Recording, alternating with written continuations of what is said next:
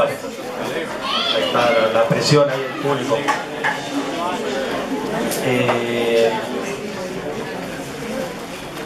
Vayan pasando. Alguien de que sea de la facultad, sería bueno que se quede. Acá a todos los que están llegando, allá hay más lugar. Pero aparte sería bueno si alguien que conozca la facultad no se queda cerca de la puerta para ayudarse, hay que traer bancos y eso. Un pedido solidario. Bueno, buenas tardes a todos y a todas los presentes. Yo soy Octavio Cribaro. Vamos a hacer esta charla a la cual vino el compañero Cristian Castillo, que seguramente todos lo conocen, pero a los que no lo conocen, él es dirigente del PTS, sociólogo y bueno, hoy va a hablar sobre Cuba, las perspectivas que se abren luego de la muerte de Fidel Castro y obviamente haciendo un recorrido sobre este gran proceso revolucionario que tuvo América Latina y del cual conoce bastante, así que estamos muy contentos que haya venido. Antes de empezar, yo no voy a decir más nada para que hable el Chipi, que es lo que todos vinimos a ver. Queremos hacer, bueno, aparte de comentar que, como habrán visto, está disponible para todos los que quieran comprar la muy variada edición de libros que hace el Centro de Estudios y Publicaciones León Trotsky y la revista Idea de Izquierda, que también está. Les recomiendo a todos los que puedan que los miren, si los pueden comprar mejor, y si no, que conozcan que están, porque hay libros realmente muy interesantes. Y después hacer un aviso. Acá tenemos varias rifas de 50 pesos de los trabajadores de la fábrica Sanón, Facimpat, que es una fábrica que quizá muchos la conozcan, que es una funciona como cooperativa, que fue ocupada por sus trabajadores y puesta a producir cuando el patrón los quiso despedir a todos. Están pasando por una situación complicada, digo, producto de la espalda que le da el gobierno provincial y también el gobierno nacional, y han lanzado una campaña para juntar fondos para la renovación tecnológica, que es muy importante para que la empresa pueda producir. Como partido, obviamente, estamos apoyando esta campaña de los compañeros de Sanón, y al mismo tiempo queremos colaborar en la medida de lo posible para que todos los trabajadores que están pasando una situación económica complicada puedan cobrar al menos 2.000 pesos este fin de año, para que puedan pasar una fiesta lo medianamente buena para todos ellos, que son un verdadero orgullo de la clase trabajadora argentina, los que tomaron la fábrica en el momento que los patrones la abandonaban, los que hicieron una experiencia ejemplar de solidaridad obrera, de alianza con los desocupados, trabajadores que cuando fue la inundación acá en Santa Fe hicieron una donación de cerámicos para reconstruir escuelas y hospitales, o sea, solidaridad obrera de la mejor. Así que Laura, que es la compañera con camisa floreada que está ahí, va a estar para todos los que quieran comprar rifas, e incluso para los que puedan también llevarse alguna de ellas, vender a sus compañeros de trabajo, de estudio, vecinos. Es para una causa muy pero muy noble. Están todas numeradas para tener un control y dárselo a los trabajadores de manera absolutamente clara de cuánto estamos colaborando, que queremos juntar mucha plata. Dicho esto, vamos a arrancar con la charla con Cristian Castillo. Buenas tardes, noches, compañeras, compañeros, un gusto como siempre estar acá en Rosario. Sin ninguna duda es una oportunidad importante poder hablar de las conclusiones que nos deja un proceso revolucionario como el cubano, ¿no? Que sin duda ha sido el proceso más agudo que ha tenido América Latina. Llegó a ir más allá que otras grandes revoluciones que hubo en el siglo XX en Latinoamérica, como la gran revolución mexicana de 1910-1919 y la gran revolución boliviana de 1952, sin dejar de mencionar los procesos posteriores del ascenso revolucionario 1969 hasta el 76 más o menos, que con el golpe de Estado en Argentina cierra ese momento de alza muy importante, en particular en el cono sur, ¿no? Pero sin duda Cuba es el que va más a fondo, porque es el único de aquellos procesos de insubordinación social y política que vamos a ver en nuestra región que llega a la expropiación de la burguesía y del imperialismo. Entonces tiene ese lugar ganado en la historia latinoamericana, y bien ganado, con un enorme protagonismo de las masas durante todo el proceso. Ahora, lo que me parece importante resaltar es que el acontecimiento, digamos, que se da con el triunfo del ejército rebelde, la salida de Batista del poder y el proceso que se abre luego de esto,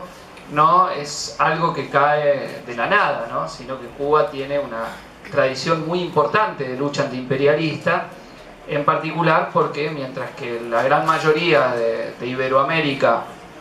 se independiza de España a comienzos del siglo XIX, Cuba no vive esa situación. Es decir, la guerra de la independencia cubana, la primera, tiene lugar entre 1868 y 1878, dura 10 años ese primer periodo de la guerra de la independencia, que aunque se consiguen algunas cosas es derrotada.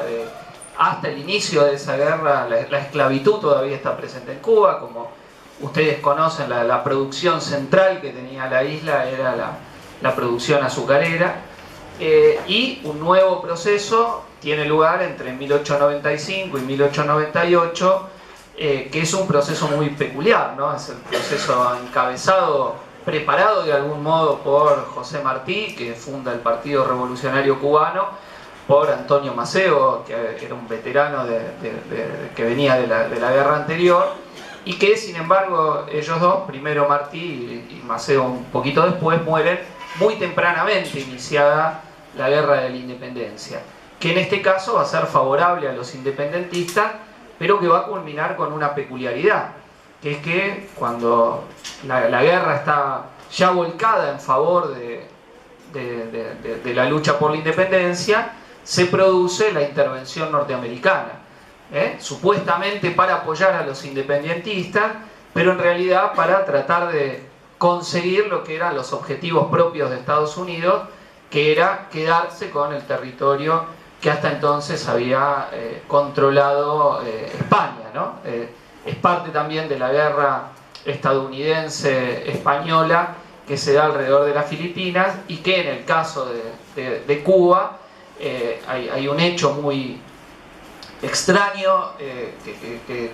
algunos dicen que fue una conspiración o no, que es la voladura de un vapor norteamericano, el vapor Maine, que es justificado por Estados Unidos como excusa para intervenir directamente y para subordinar a los independentistas cubanos a los intereses norteamericanos. Bueno, de este proceso, en donde se da la salida de España de la isla, pero donde queda Estados Unidos con un papel clave, es que se redacta y se impone en la nueva constitución cubana la conocida enmienda Platt. Platt era un senador norteamericano que es votada esta enmienda en los Estados Unidos y luego agregada a la constitución cubana. Les leo lo que decía la enmienda Platt para ver el grado de injerencia estadounidense, ¿no? La enmienda en sus primeros artículos señalaba: Cuba reconoce el derecho de Estados Unidos a intervenir en sus asuntos internos siempre que este último país lo estime necesario para la conservación de la independencia cubana y para el mantenimiento de un gobierno adecuado para la protección de vida, propiedad y libertad individual. 2. Para poner en condiciones a los Estados Unidos de mantener la independencia de Cuba y proteger al pueblo de la misma, así como de su propia defensa, Cuba arrendará o venderá tierra a los Estados Unidos destinadas al establecimiento de bases carboneras y navales. De esta época viene la instalación de la famosa base de Guantánamo, es decir, el plan norteamericano inicial era tener más bases, no lo pueden completar, pero en ese periodo queda sin duda una presencia de arbitraje permanente, y de hecho lo que había sido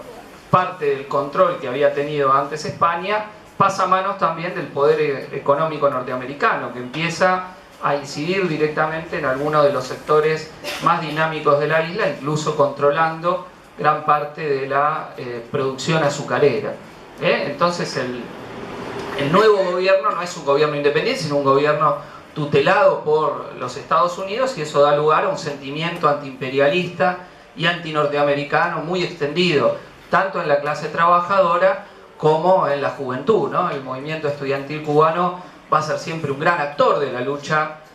antiimperialista, al igual que en toda América Latina, donde tuvo lugar como coletazo un poco de la época abierta por la Revolución Rusa, todo el periodo de la reforma universitaria, la gran ascendencia que tuvo sobre América Latina, el proceso iniciado en Argentina, bueno, Cuba va a ver también su proceso de lucha por la reforma y la revolución universitaria, en la cual se va a destacar un joven en aquel entonces, Julio Antonio Mella, gran figura revolucionaria, luego organizador obrero y fundador del Partido Comunista Cubano, ¿no? Julio Antonio Mella va a morir en el exilio, en México, también donde hay una controversia sobre quién fue el responsable de su asesinato, si un sicario del dictador Machado, al cual él enfrentaba desde el exilio, o, según señala Olivia Gall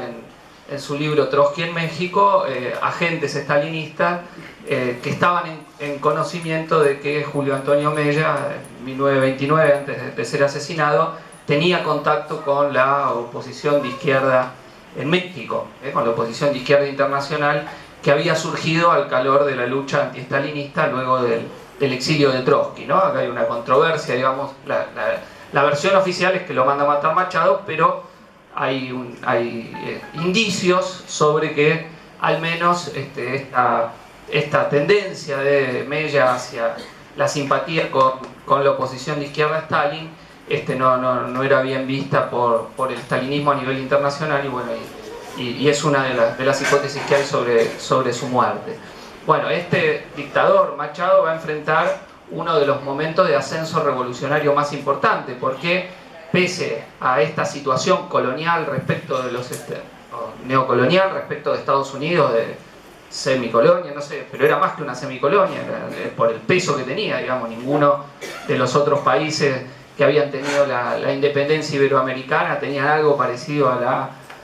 enmienda Platt, ¿no? Estados Unidos jugaba con la anexión directa de Cuba, incluso quería que un sector de la clase dominante cubana lo plantee mismo, la anexión directa como Estado asociado a Estados Unidos, lo que después se va a transformar Puerto Rico. Esta era la posición a lo que aspiraban los Estados Unidos. Pero digo, pese a esto, no era de las economías más atrasadas de la región caribeña, incluso si consideramos América Central. Tenía un cierto desarrollo alrededor de la industria del azúcar, después empieza la industria del tabaco también a desarrollarse, y hay una clase obrera que ya empieza a organizarse desde principios de siglo. Es decir, Cuba ve una organización sindical de la clase trabajadora muy relevante, ¿no? Donde agrupa una gran parte de su masa de trabajadores, y donde se da la peculiaridad que la división que tiene el movimiento comunista internacional entre el sector que adhiere al estalinismo y quienes adhieren a la oposición de izquierda y al trotskismo, los trotskistas van a tener un peso relativamente importante en ese periodo de mediados de la década del 30. El trotskismo cubano lo funda un dirigente que se llamaba Sandalio Junco, que había viajado al exterior y por la vía del revolucionario español Andrés Nin, que va a ser asesinado por el estalinismo durante la Guerra Civil Española, va a ser fundador y organizador original del trotskismo en Cuba, que junto con Chile son los dos lugares donde la oposición de izquierda rivaliza con lo que era el estalinismo oficial, digamos, durante la década de los 30. Bueno, en 1933 empieza un proceso de ascenso revolucionario muy importante, donde en el oriente del país incluso llegan a formarse algo parecido a consejos obreros, en una lucha donde termina por caer el dictador Machado, donde como concesión se da el retiro de la enmienda Platt, pero donde quien era emergente de un breve gobierno provisional que emergía del proceso de lucha contra la dictadura, Antonio Guiteras, va a ser rápidamente asesinado, ¿no? Y ahí surge como figura quién va a ser el hombre luego derrocado, después de un proceso histórico que, aunque sea esquemáticamente voy a mencionar, que es Fulgencio Batista, que es parte del gobierno que dura 100 días, de Grau San Martín, Guiteras como a la izquierda y Batista, que en ese momento era un sargento que se había sublevado, pero rápidamente toma el comando del ejército, y que pasa a ser el hombre fuerte en acuerdo con la embajada norteamericana. Ahora, en un inicio, Batista después se presenta a elecciones, gana un primer proceso electoral y tiene un primer periodo de gobierno donde el Partido Comunista, entonces llamado Partido Socialista Popular, participa de ese gobierno con el ministro de Trabajo, otro ministro más, e incluso tiene la conducción de la Central de Trabajadores de Cuba. Entonces digo, en ese momento, que es el momento de entreguerras, tampoco era que Batista actuaba de tal forma, sino era parte de un bloque político en donde estaban todas las fuerzas de los aliados a nivel internacional en la guerra mundial. Eso explicaba el bloque que se daba, que a pesar de tener el apoyo norteamericano, también participaba el Partido Comunista en el gobierno. No se olviden ustedes, para tomar el caso acá argentino, que el PC en Argentina participa en aquel mismo periodo, es decir, después de que se da la invasión de Alemania a la Unión Soviética en el año 1941, forma parte del bloque de los aliados, y los partidos comunistas forman parte de distintos gobiernos donde estaba ese mismo bloque. En Argentina, en 1946, eso se va a expresar en la participación del PC junto con el Partido Socialista, la Unión Cívica Radical y el Partido Conservador dentro de la Unión Democrática, auspiciada